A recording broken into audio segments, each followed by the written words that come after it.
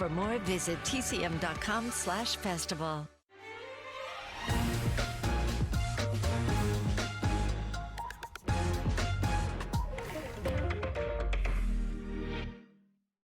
Bill Condon, it's just so great to have you here on TCM. Thanks for sticking with me tonight. Thrilled to be here. For anyone who's not aware, you are the director of Dreamgirls, Beauty and the Beast, Gods and Monsters, and your latest film is Kiss of the Spider-Woman, great musical starring Diego Luna, Tonatiuh, and Jennifer Lopez. You've selected 3 great musicals that kind of informed your direction on your new movie. We've already talked about CoverGirl. Now we've got an excellent musical that is a little bit underrated, I would say. I agree. Directed by Martin Scorsese Yes. from 1977, New York, New York. A very different kind of Martin Scorsese film, Yes. wouldn't you say? Absolutely. But also a very Scorsese movie at the same time. You know, Right. It's interesting as a mirror of what Spider-Woman is doing. You know, he's making this mid-century musical, and he's also making this kind of Cassavetes psychodrama and putting them together. And that's what I think remains so fascinating about it. Well, what's fascinating for me to watch about New York, New York is this dichotomy between these very artificial seeming Yes. sets, Yes.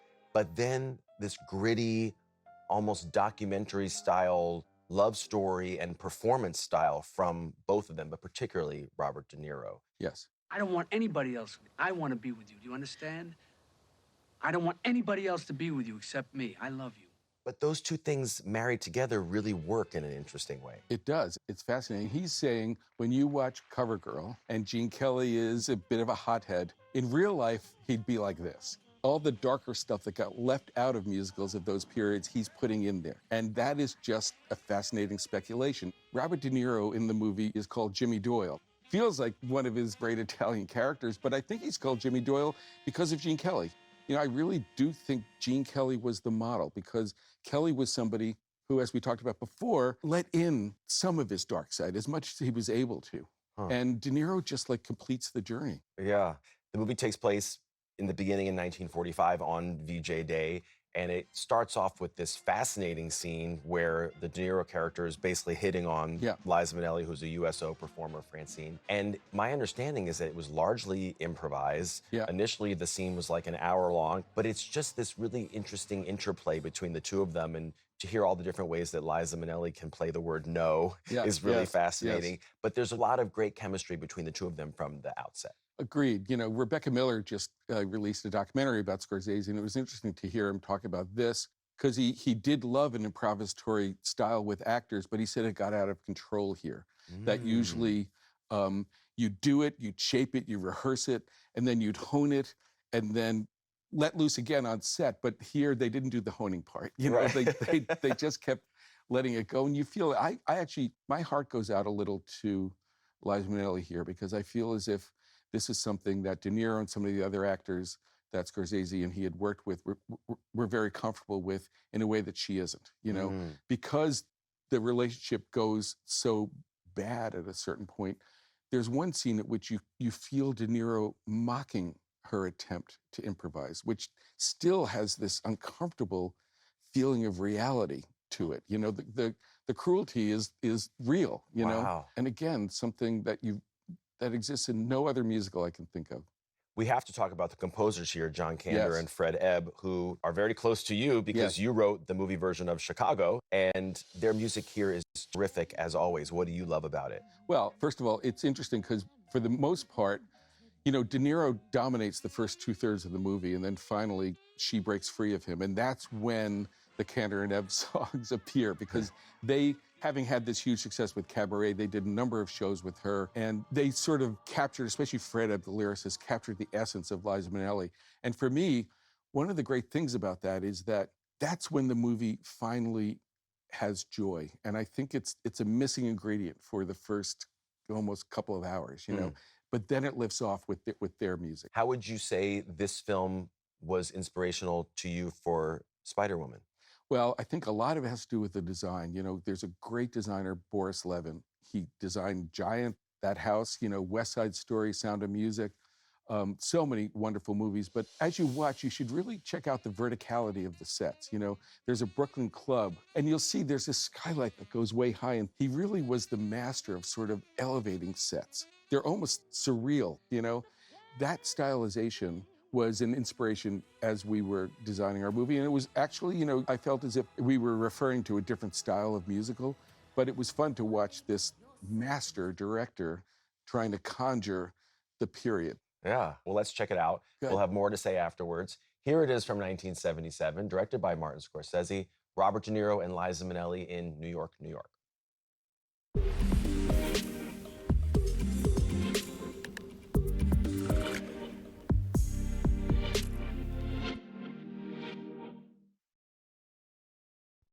Bill Condon, great to be back with you to talk a little bit more about New York, New York. I would love to talk about that happy endings Yes. sequence at the Yeah. end with Liza Minnelli and Larry Kurt, Yes. fantastic actor, so dashing, who was Tony in West Side Story on Yes. Broadway, had a great theater career. But that segment was not in the original film. Scorsese cut it like 2 weeks before the release because he felt like it was too long. I'm so glad that it was restored for the 1981 re-release and that we were able to show it. No, it's true. And Larry Kurt was great. He also was Bobby and Company soon after the opening, but he didn't have a stellar career. So it was a bit of a surprise he got cast there. But I think it took me a few viewings to figure it out. He looks like De Niro. He actually has a little mole too on his cheek, So I think because the whole idea of that number is telling the entire movie in the microcosm of one 12-minute number. It's very much inspired by Born in a Trunk and A Star is Born.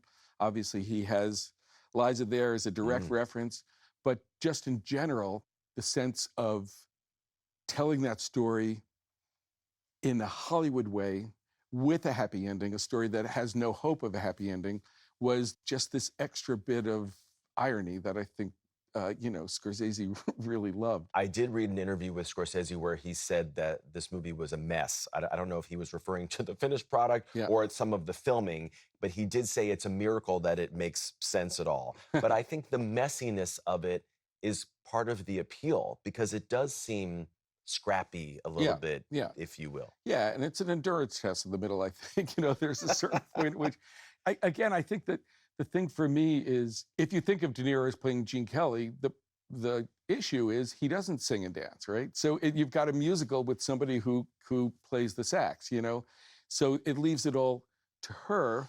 But she, I think, in a way, is playing a Scorsese woman. She feels almost like a battered wife. When she says she's pregnant, she apologizes, She's so wonderful in this movie. She is trying so hard to not be the brash Sally Bowles figure that had almost become the Liza cliche. She's beautiful, she's soft, she sings better than she ever has, but I feel at the end of the day, it's not ever gonna be her point of view, and I wish it had more balance. Yeah. It is a musical that is atypical from, some of the Golden Age musicals because it does have this darkness to it. It does have the different shadings. And so does Kiss of the Spider Woman, which is one of the things I like so much about it. Yeah. It has the great flashy J-Lo musical numbers, but then it also has some really fascinating, darker material.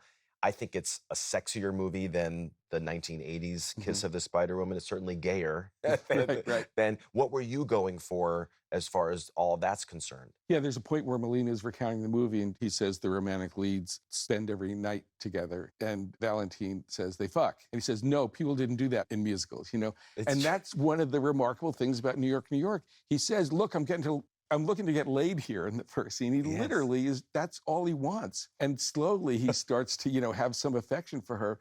But that as an idea was absolutely verboten, That's right. So again, that's what I love about this movie, that it keeps, in the guise of one of those movies, it keeps absolutely breaking all the rules. Yeah. I'm so happy we were able to show New York, New York tonight. It's a different kind of movie musical, but it's well worth seeing. So absolutely. Thank you for picking it. Thank you. All right, don't go anywhere because Bill and I have one more film to talk about tonight from 1957, starring Fred Astaire and Sid Charisse. Don't go anywhere.